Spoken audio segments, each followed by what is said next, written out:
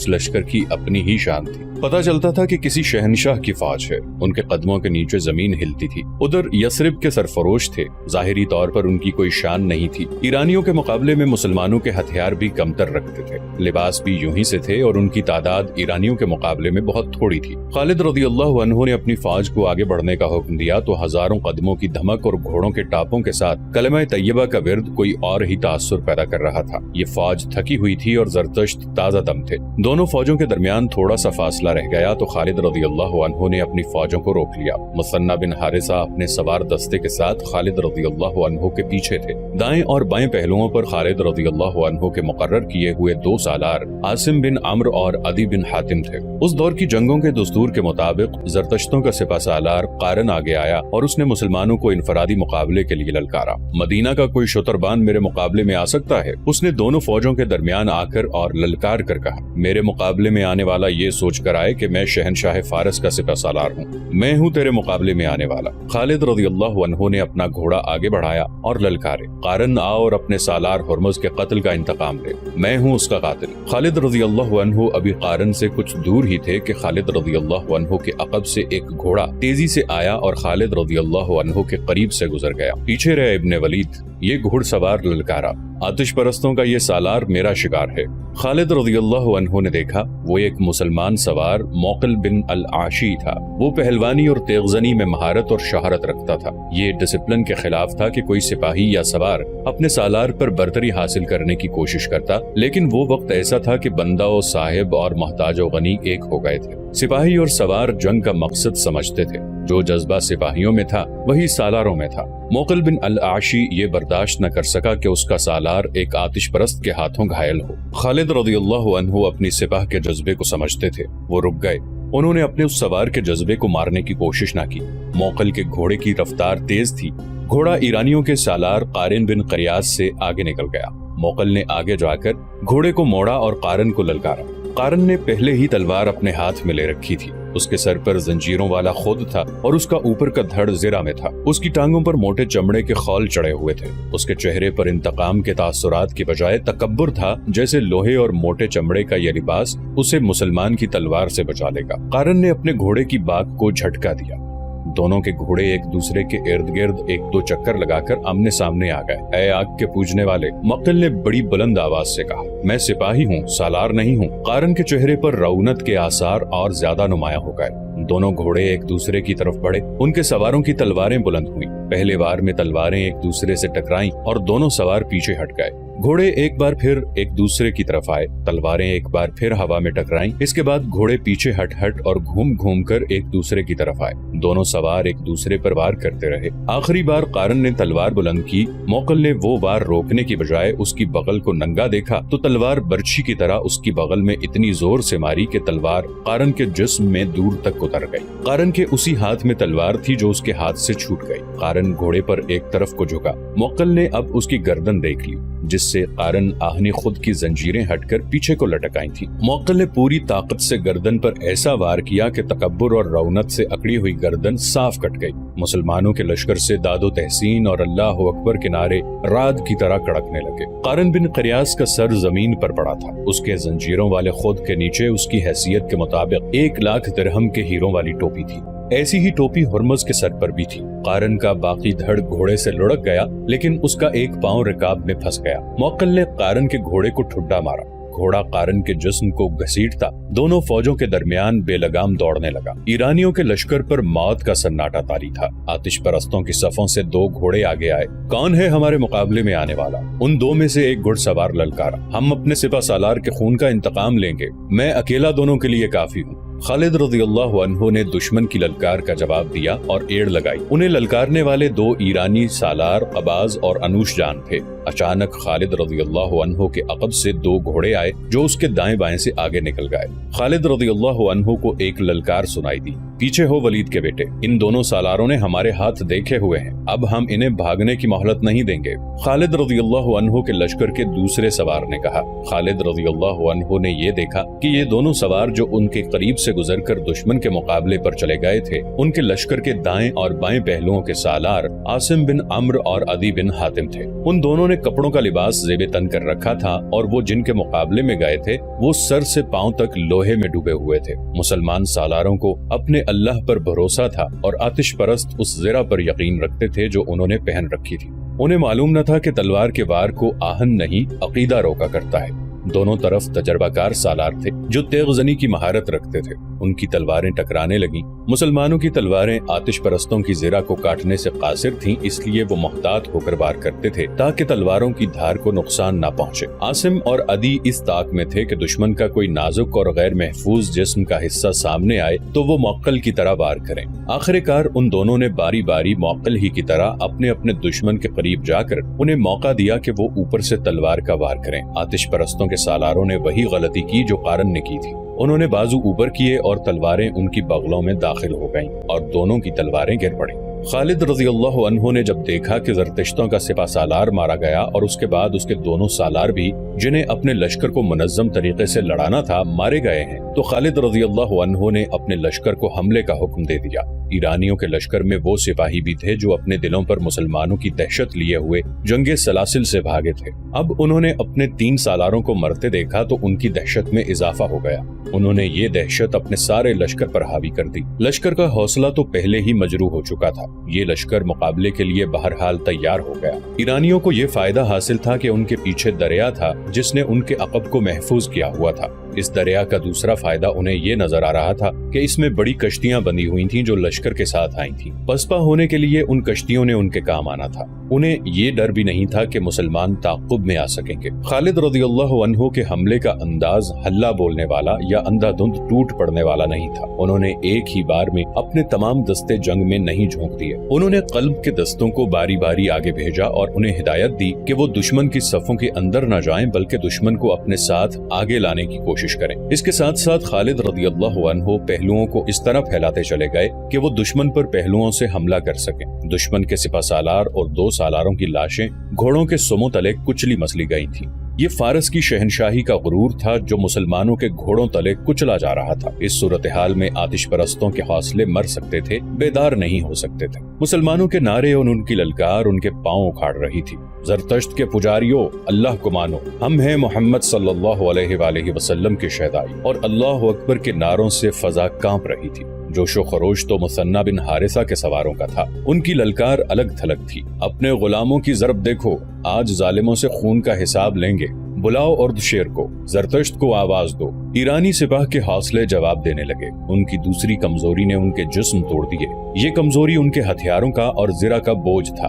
وہ تھکن محسوس کرنے لگے۔ خالد رضی اللہ عنہ نے جو اپنی سپاہ کے ساتھ سپاہیوں کی طرح لڑ رہے تھے بھانپ لیا کہ آتش پرست ڈھیلے پڑتے جا رہے ہیں۔ انہوں نے جس شدت سے مقابلے اور جوابی حملوں کا آغاز کیا تھا اس شدت میں نمایاں کمی نظر آنے لگی۔ خالد رضی اللہ عنہ نے اپنے قاصد پہلوؤں کے سالاروں عاصم بن عدی کی طرف اس حکم کے ساتھ دوڑا دیے کہ اپنے اپنے پہلوؤں کو اور باہر لے جا کر بیک وقت دشمن کے پہلوؤں پر حملہ کریں۔ اس کے ساتھ ہی خالد رضی اللہ عنہ نے قلب کے پیچھے رکھے ہوئے محفوظہ یعنی ریزرو کے دستے کو دشمن کے قلب پر حملے کا حکم دے دیا۔ ان دستوں کو جو پہلے موج در موج کے انداز سے حملے کر رہے تھے خالد رضی اللہ عنہ نے پیچھے ہٹا لیا تاکہ وہ جوش و خروش میں ایسی تھکن محسوس نہ کرنے لگیں جو ان کی برداشت سے باہر ہو جائے۔ ایرانی لشکر مسلمانوں کے نئے حملوں کی تاب نہ لا سکا۔ ان کا جانی نقصان بہت ہو چکا تھا۔ اب وہ بکھرنے لگے۔ مسلمانوں نے دیکھا کہ پیچھے جو ایرانی سپاہی تھے وہ دریا کی طرف بھاگے جا رہے تھے۔ اس وقت مسلمانوں کو وہ کشتیاں دکھائی دیں جو سینکڑوں کی تعداد میں دریا کے کنارے بندی تھی۔ کشتیاں توڑ دو، ایک مسلمان کی للکار سنائی دی۔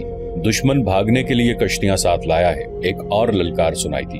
جب یہ للکار خالد رضی اللہ عنہ تک پہنچی تو انہوں نے دائیں بائیں قاصد اس حکم کے ساتھ دوڑا دیے کہ دشمن کے عقب میں جانے کی کوشش کرو اور ان کی کشتیاں توڑ دو یا ان پر قبضہ کر لو۔ قبضہ کر لینے کی صورت میں یہ کشتیاں خالد رضی اللہ عنہ کے لشکر کے کام آ سکتی تھیں، انہیں بھی دریا پار کرنا تھا۔ جب یہ حکم سالاروں تک اور سالاروں سے سپاہیوں تک پہنچا تو یہی ایک للکار بلند ہونے لگی، کشتیوں تک پہنچو، کشتیاں بیکار کر دو، کشتیاں پکڑ لو۔ اس للکار نے آتش پرستوں کا رہا سہا دمخم بھی توڑ دیا۔ زندہ بھاگ نکلنے کا ذریعہ یہی کشتیاں تھیں جو مسلمانوں نے دیکھ لی تھیں۔ ایرانیوں نے لڑائی سے منہ موڑ کر کشتیوں کا رخ کیا۔ وہ ایک دوسرے سے پہلے کشتیوں میں سوار ہونے کی کوشش کے لیے دھکم कलम पेल करने लगे। उनकी हालत डरी हुई भेड़ों की मानिंद हो गई जो एक दूसरे की आड़ में छुपने की कोशिश किया करती हैं। ईरानी सिपाहियों ने कश्तियों पर सवार होने के लिए घोड़े छोड़ दिए। हालांकि कश्तियां इतनी बड़ी थीं कि उन पर घोड़े भी लिए जा सकते थे। ये था वो मौका जब मुजाहिदीन इस्लाम के हाथों आतिश परस्तों का कत्लेआम शुरू हो गया। वो कश्तियों में सवार होने की कोशिश में कट रहे थे। उनमें जो कश्तियों में सवार हो गए और रस्से खोलकर कश्तियां किनारे से हटा ले गए, उनमें ज्यादातर मुसलमानों के तीरों का निशाना बन गए। फिर भी कुछ खुशनसीब थे जो बचकर निकल गए। तकरीबन तमाम मौर्रिखों ने लिखा है कि इस मारके में 30,000 ईरानी फौजी मारे गए। जख्मियों की तादाद किसी ने नहीं लिखी। तसव्वुर किया जा सकता है कि जहां इतनी अमवात हुई वहां जख्मियों की तादाद इन्हीं के लगभग होगी। इसका मतलब ये था कि शहनशाह फारस की इस जंगी कुव्वत का बुत टूट गया था जिसे नाकाबिले तस्खीर समझा जाता था।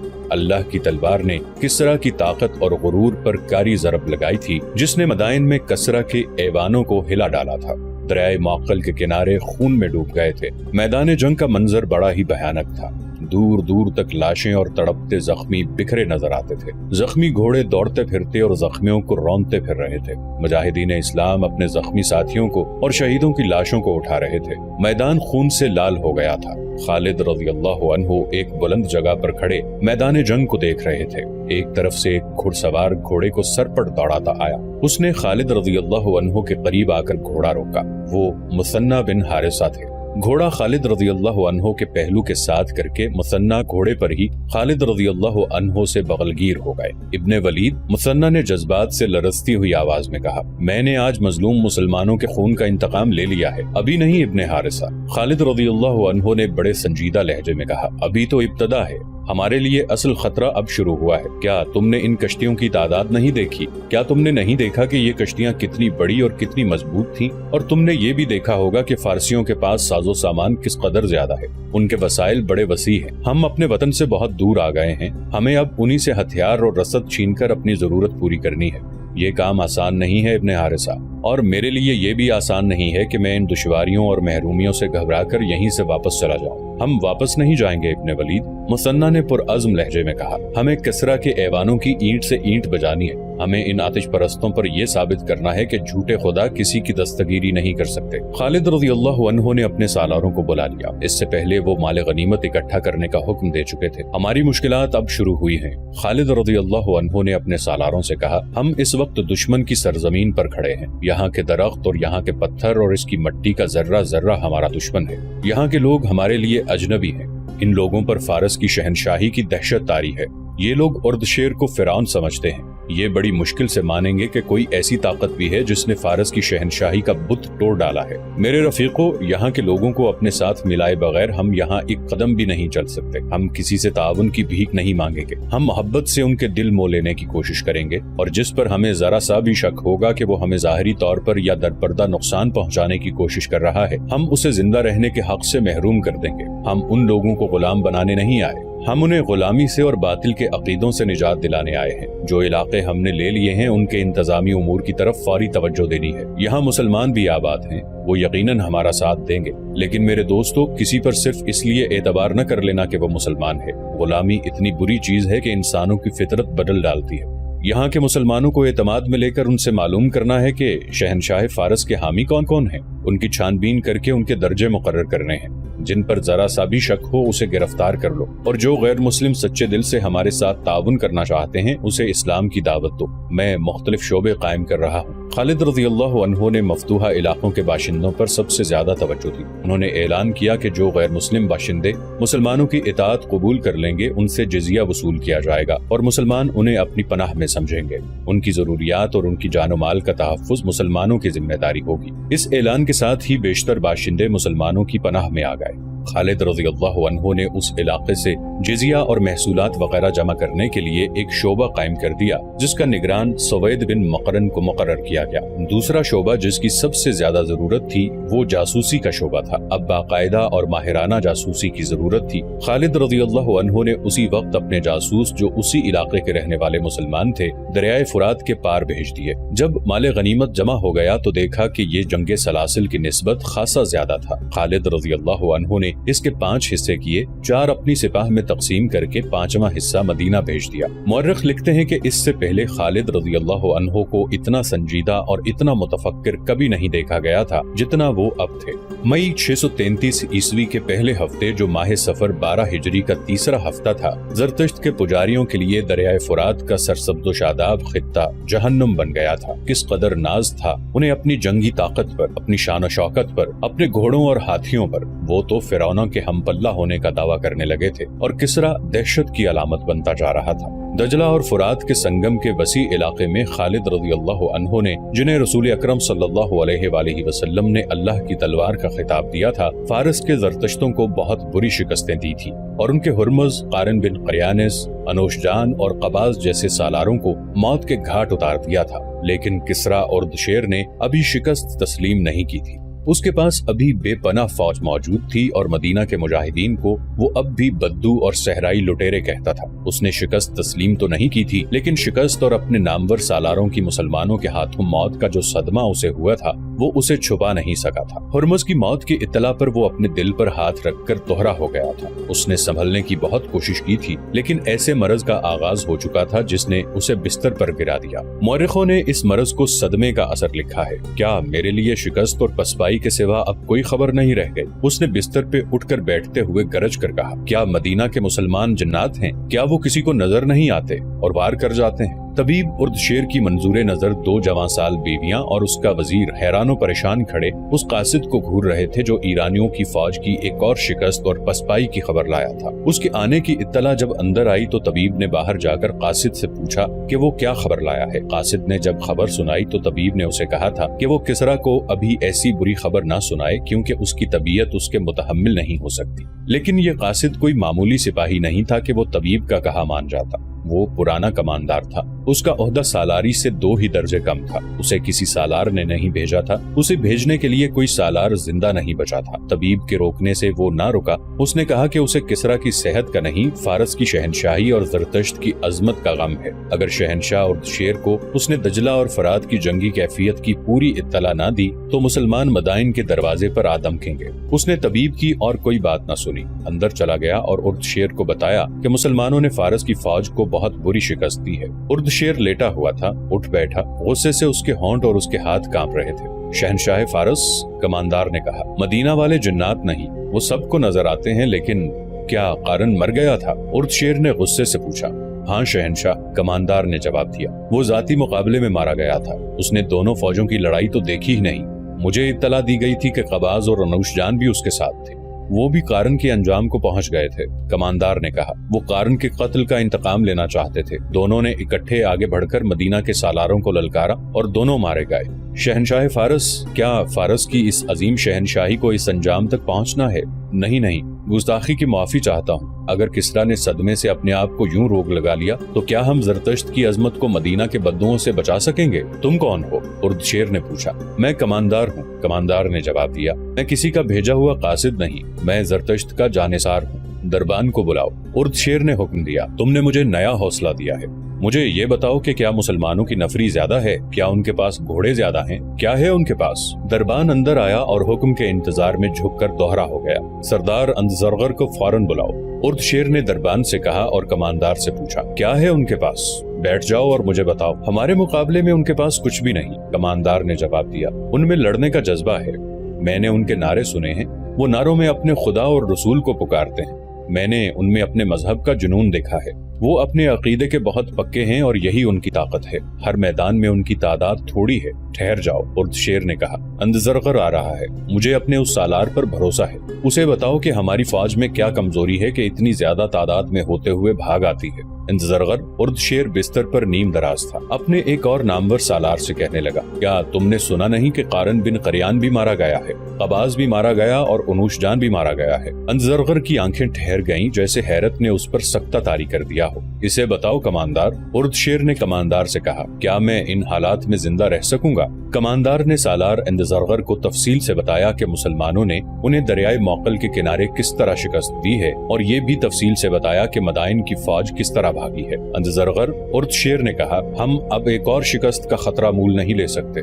मुसलमानों से सिर्फ शिकस्त का इंतकाम नहीं लेना, उनकी लाशें फुरात में बहा देनी है। ये इसी सूरत में मुमकिन है कि तुम ज्यादा से ज्यादा फौज लेकर जाओ। तुम उस इलाके से वाकिफ हो, तुम बेहतर समझते हो कि मुसलमानों को कहाँ घसीट कर लड़ाना है। वो रेगिस्तान के रहने वाले हैं, इंदज़रगर ने कहा, और वो रेगिस्तान में ही लड़ सकते हैं। मैं उन्हें सरसब्ज और दलदली इलाके में आने दूंगा और उन पर हमला कर दूंगा। मेरी नजर में दलजा मौजू इलाका है। उसने कमांदार से पूछा, उनके घुड़सवार कैसे हैं? उनके सवार दस्ते ही उनकी असल ताकत हैं। कमांदार ने कहा, उनके सवार बहुत तेज और होशियार हैं। दौड़ते घोड़ों से उनके चलाए हुए तीर खता नहीं जाते। उनके सवारों का हमला बहुत ही तेज होता है। वो जमकर नहीं लड़ते, एक हल्ला बोलकर इधर उधर हो जाते हैं। यही वो राज है जो हमारे सालार नहीं समझ सकते।